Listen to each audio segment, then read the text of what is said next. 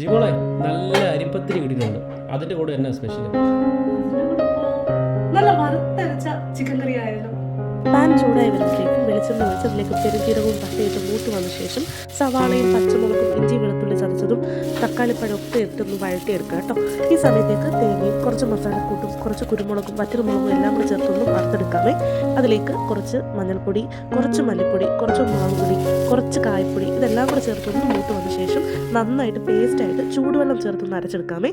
ഇത് വാടി വന്ന സവാളയിലേക്ക് ചേർത്ത് ഇളക്കി ചിക്കനും ചേർത്ത് നന്നായിട്ട് വഴറ്റിയെടുക്കുക കേട്ടോ. ഒരു 5 മിനിറ്റിന് ശേഷം കുറച്ച് ചൂടുവെള്ളം കൂടെ ചേർത്ത് മൂടി വെച്ച് വറ്റി വരുന്നത് വരെ വേവിച്ചെടുക്കുക. അടിപൊളി ടേസ്റ്റി ആയിട്ടുള്ള വറുത്തരച്ച ചിക്കൻ കറി റെഡി കേട്ടോ. അപ്പോൾ എല്ലാവരും ട്രൈ ചെയ്ത് നോക്കണേ. ചാനൽ ആദ്യമായിട്ട് കാണുന്നവർ സബ്സ്ക്രൈബ് ചെയ്യാനും ലൈക്ക് ചെയ്യാനും ഷെയർ ചെയ്യാനും മറക്കല്ലേ. നല്ല വറുത്തരച്ച കോഴിക്കറി റെഡി കേട്ടോ. നമുക്ക് ടേസ്റ്റ് ചെയ്ത് കൊടുത്താലോ?